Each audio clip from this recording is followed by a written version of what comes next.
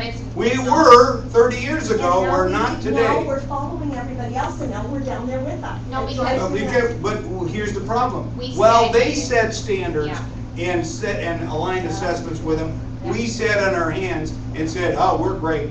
We don't need to do this. We've always done it this way, and Maybe so. didn't need to. I would say, well, the What truth we're is, talking now is we different. went 30 years without changing, and we're paying a price for it. I believe we have got to be willing to look at ways that we can set more vigorous expectations, not dumb them down, just the opposite. But We need, but Common Core and Iowa Core are dumbing down I don't, by 2 grade levels. And why should we move down? And why should we follow these people that are doing this if we don't need the money? Because that's why a lot of them are doing it, because they need the federal funds. We don't need that. So well, why are we doing this? well, first of all, I disagree with the idea that these standards are designed to dumb down and By 2 reduce. grade levels. It's happening. I go to the schools as much as I can. I have substitute taught in 10 of the schools in this area. But they didn't even adopt the I know, the I saw Common the Core until textbooks. 2010. No, some of the textbooks are before that. It's University of Chicago. It's awful. It's awful. I guarantee you, it's awful. I love math. It's awful. I take the stuff home and try to figure out what the kids are doing, the lattice in 2nd grade. In kindergarten, they do the schema with literature. It drives me nuts. These little 5-year-olds are talking about schema. It's like, no, no, please, we don't need this. And if we don't need the money, which is again why most of the states are doing this, why would we be involved in it? 46, is it 46 states that are in this, I think, in Iowa, in the Common Core. It's not good. Well, I speak from experience, I really do. That's why I like to get out there in the schools and see what's going on. I have a nephew, he's a big Hawkeye fan, but he's at Iowa State. At age 19, he will graduate from college. I don't want, like the North School, where we're trying to bring these kids that have never functioned real well and get them up. I want to work with the exceptional. We're letting them just be. He would never be able to come through the Iowa Core. He grew up in Cedar Rapids area. They skipped him onto high school. And I felt a little bit bad for him because he was so tiny. And he was up there with all the high schoolers. And I thought, oh my gosh, but he wasn't really in sports. He was just academic. Oh my gosh, I can't wait to have him out there helping in the medical field, which is what he loves. He fits right into your STEM program. And in fact, he's working with STEM. My dad always said, he's working with the things that we Catholics don't believe in, the stem cell research with the kind of abortion stuff. And I'm like, oh no, but hey, keep going, Zach, keep going. But how sad when I think of him, and if we put him in what I'm teaching in, he would not be able to be where he's at. And it's like, go. Let me say, I think you're wrong in the stem cell research. The stem cell research is really working is using adult stem cells. No, I know they are. They're but not- using them, and those are the only ones I know, that with have what made a real Kim does difference down in in Iowa terms of. City. No, I Right, know that. right. But no, the part he's studying is just the opposite. It's- No, I don't know and that's what he's okay, but studying. that isn't what the issue is. I don't care about all that. What I care about is what's happening with these kids in the schools. And I love that Differential so learning. much. Let me Right. say, there is an opportunity for what we call differential learning. In other words, for kids to be able to move at their own speed, and that's what we need to encourage. Yeah, That's not special ed teacher. I'm a special ed. That's what my So- background is. Right, Yeah. and as I you know, in want them to special know ed, too. you have Yeah. individual learning plan for each kid. Yes. And- IED, yeah. Right, and I believe that frankly, in general, ed, we ought to be doing the same thing, especially for exceptional students, because they can, if they have it mastered, why should they have to wait for everybody else to catch up? Yeah. Just like your nephew, they ought to be able to move Oh, up. yeah. Get And, going. And they did, we do have implemented that competence-based learning. We are, but why are we in with all these states dumbing them down? well, first of all, each state has an opportunity to set its own. So this is what they did, and the reason why I think this has been done is because instead of trying to reinvent the wheel, if all these other states have done this work on the basics, then why not build off of that and build our own state standards, which uses the research but builds on that. That's really, I guess, the But the concept. basics aren't the basics we learned, they Well- aren't. Well, if You know, they are not, in math, my favorite subject, math. okay, Okay, you take 2 digits times 2 digits. Do you know that you start on the left side now? What? well, I guess. Where did math go? I love math. You know, anyway, just, I don't want to get off, and I really don't want to take over here. But this Iowa core, Iowa's strong. You talked about how strong we are financially. Why are we throwing ourselves in that mess with everybody else? We need to pull ourselves out and be a leader. And we need to get our standards, but not Common Core standards. Do you know when they assess where kids are, there's 4 things that are happening.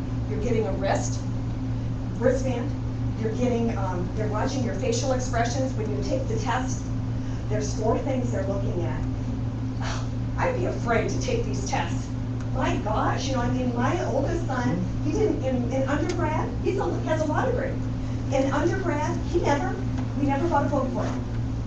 I thought, oh my gosh, but it saved us money, but he never studied. Okay, when it was time to go to law school, he had to take the LSAT. He went in and he was genius level. He never studied it in college, but he was genius level. Okay, but if they were looking at his eyes when he was taking the test, who knows? If he was a Republican, which I wish he was, he's liberal now. Anyway, what would they do? This is horrible what's happening. The assessment isn't based on your smarts, it's based on all these other things. And we're throwing ourselves in there. Come on, why aren't we leaders? Let's be leaders. Well, let me Let's just go say- away from that. Well, I want to make sure I'm that sorry, I we took have so our much. own standards and that we focus on basically measuring what kids need to know and be able to do. Now, if that, you know, I guess so, we're going to be looking at what we can do to make it better. But I guess my biggest concern is we, for 30 years, chose not to have standards. And that moved us from best in American achievement to middle of the pack. I'm not satisfied with that. I want to set high expectations. I want to hold people accountable. I think that's the way we've got to go. Other questions? Yes. Hi, my name's Russell Wood, and I do disability services for Franklin County. And I just wanted to touch base on the Iowa health and wellness plan and what your plans are with that. I've heard from some of my peers across the state that at some of the town hall meetings, there have been conversations about how having that program will cover all of the services that counties currently fund or that regions will be funding. And I just want to encourage you that that's not going to happen at this point in time. I know there are a lot of programs that we pay for, residential care facilities, workshops, the state mental health institutes, et cetera, that are not covered by Medicaid or other private insurers. And so I would just encourage you as you look in the future, I think we only have... We're doing 2 things. Okay. One is the mental health and developmental disability redesign. Right. We started that 2 years ago. The state's already put $115 million into that, and we're going to be putting more state dollars into that. So that's part of it, and we're in the 2nd year of a 5-year phase into the redesign. I think you know what's going on there. I'm the president of the association. So we're going from a county by county system to regional delivery system with the goal of trying to improve the services so they're more uniform throughout the state. Then, as part of the compromise bill that we passed, Iowa Health and Wellness Plan, we will have Medicaid coverage for those that are eligible. And that will provide some federal dollars to assist as well. And those will offset some of the property tax costs that counties have had to pay. So I hope that kind of Right. I explains mean, it. it's just a And certain Chuck, cohort that I mean, it's not everything, but Right. it's a certain cohort that will be moved to state coverage versus Right. county coverage. And I It just- doesn't eliminate all of the Right, right. responsibilities. And I know that, But and there is I was just really- hoping that, Yeah. that we just understand people that, understand we that. understand. It is complicated and sometimes Yes. people oversimplify. Yeah. And there does need to be an understanding of that. And the other thing is, I do know there's a fear of change. And as we're going through this mental health redesign, there is some trepidation. My feeling is this: people hate change, but they love progress. I'm hopeful at the end of the day they will see this is going to be a better system, it's going to better serve the needs and avoid some of the problems that we had with transportation transporting people in the past and things like that. A couple of just very specifics on the redesign. Number one, with the clawback, the Medicaid clawback. One of the things that I would encourage you to consider is what you did pass last year was that 80% of savings would be taken back by the state for savings that would have been potentially have been paid by property taxes. I would encourage you to consider, rather than taking those dollars back to the state, to consider reinvesting those dollars into the system to look at enhancing services that are available, that maybe some areas like rural areas don't have access to certain services, but rather than taking those dollars and taking them back to Des Moines to use for whatever, they would Well, it better was be property tax reinvested. relief, so Exactly. we weren't going to use this for other programs, Right. but I mean, that's something we can take a Right, look at. but a looking part at of it. even some sort of partnership with reinvesting those dollars.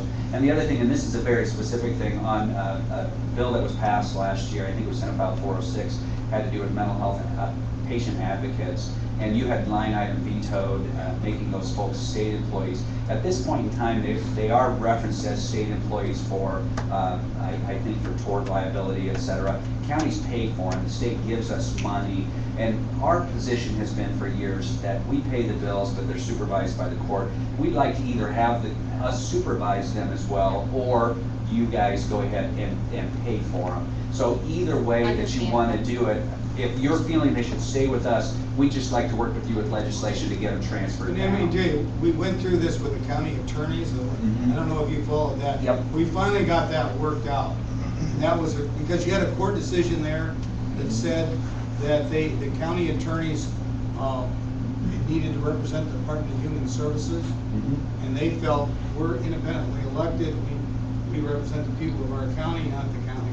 You know, but for the purposes of, and I'm trying to think, and this I think was in the mental health area as well, that they had the responsibility to represent the State Department of Human Services. And we finally and we worked closely with the County Attorneys Association over the last 2 years, and finally reached a compromise on that this year that I think is going to work it out. But it had a lot to do with liability and concern the county attorneys had about their ethical responsibilities as well. So we know that some of these issues are kind of complicated. I appreciate your thought, and I guess we'd like to work with you and others to see if we can come up with something that's workable there. I also feel, as the chief executive of the state, following a guy that didn't manage the budget, did 10% across the board cuts and stuff, I promised the people I'm not going to let that happen again. I'm going to watch. The buck stops with me. I'm going to see that we manage the state budget and we keep things under control. We've done a good job of that, and I want to be real careful to make sure that we do. When times are good, sometimes people get sloppy and they start saying, oh, we can afford to do that, we can afford to do that, and bam, the next thing you know, you're back in trouble again when the economy turns the other way. And I don't want that to happen. That's the reason why I'm being very careful about fiscal management. Would you feel that it would be better for us to approach you with ideas of how to make it work as state employees, or better to approach you with ideas on how to make them regional employees? I would look at it both ways. What I would do is suggest that we put together two options, and then let's look at all the options and choose the one that we think makes the most sense. But I don't think I would that's an prefer to unreasonable have- request. And you guys At are all. giving us more money, sorry, Jack, you guys are giving us more money than it costs to pay for them every year. So when you look at the amount of money that comes from the state going down to the counties, if the issue is you want to have a smaller level of government at the state level, they're government employees, whether they're state or county. Right. And you're paying for them in essence anyway. And so the issue really comes to, I don't assign them, I don't get to supervise them, I have no say over them, they do whatever they want to, and then they bill me for it. And that's There when you needs to be talk about accountability. accountability. I understand, and I'm with you on the idea, let's have accountability, but I want to make sure that, I think, and I understand that, just like we went through that issue with the county attorneys, and that was a tough issue, but we eventually got it worked out. And hopefully we can do the same thing on this issue. Okay, maybe one more question. Yes, ma'am. I'm Kennedy Wolford, and I'm a junior at Yep. the high school here. And well, first I'd like to thank you for the Governor's News Show. I had the honor of participating in that this past year, and it was a blast. I had a lot of fun. Learned a lot about Ronald McDonald House and all that stuff. It's great. I love it. Who showed yours to? Rochelle Orr, Miss Iowa. Okay. Okay. Well, anyway, thank you. That's a great program. We started in 1983. My first year as governor, the lieutenant governor and I both participated in. And I saw you at the Ronald McDonald House Center and Family, so it's great to see. And it's a great charity, and we have 3 of them in Iowa, and we've raised a lot of money for the Ronald McDonald House over the years. This was a record-setting year this year. And then another thing I'd like to talk about is an agriculture education idea. Yes. We, as students, we are required to learn a foreign language, Yes. but yet we're not required to know where our food comes from, where our clothes come from, where things such basic needs come from. Yep. I know when I was a freshman ag, we learned that some cosmetics come from animals. Yesterday, we were at Kemen in Des Moines. Now, Kemen, one of their divisions, they have 6 different companies under Kemen, and we think mainly they're in feed and then some food. They're in cosmetics too. Makes me a little nervous when I put my eyeliner every day. Well, you know something?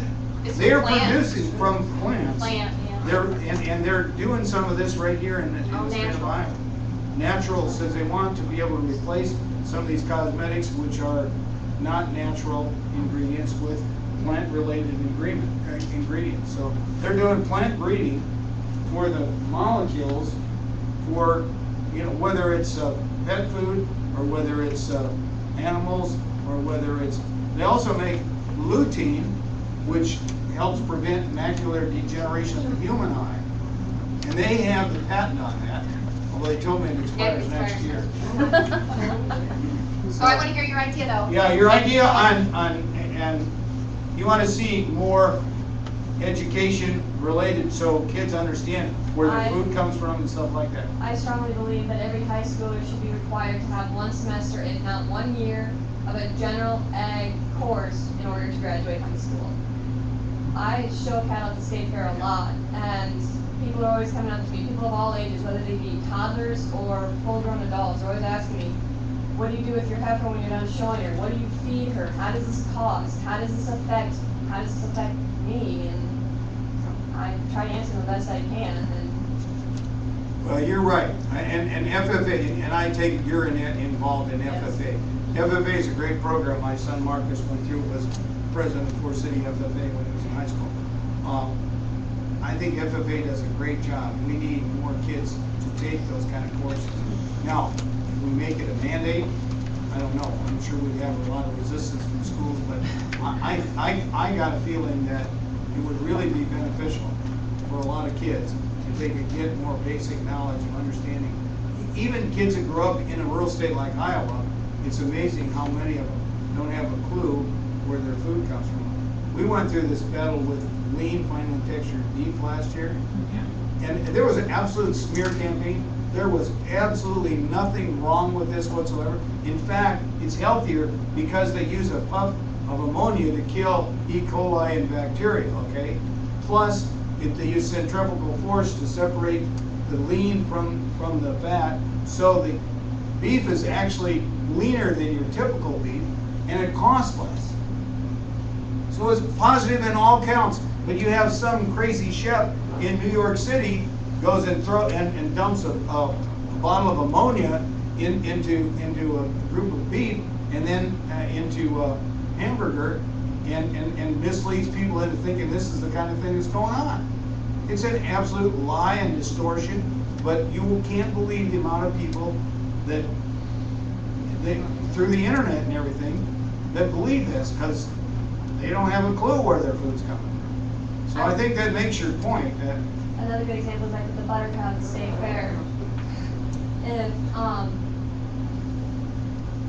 they're trying to say that they're trying to show that people treat dairy cattle wrong, they're mistreated. And I feel like if some people are going to believe that, and some people are going to choose not to. But I also feel that if they properly understood how agriculture and dairy cattle work, then they'll be more able to form a less biased opinion. They're only getting the one side of the story. One of the programs in the STEM program is the CASE curriculum that's working with the FFA students all across the state of Iowa. We're making great gains in that. I had a group of FFA students from Southeast Coast. They have 250 kids in the program, and only 8 of them actually live on a farm. So we're starting to get some of that information. We need to build on it. But that's one example how we're really starting to drive that message across the state of Iowa. And they're developing the next curriculum through CASE, which has to do with food science and nutrition.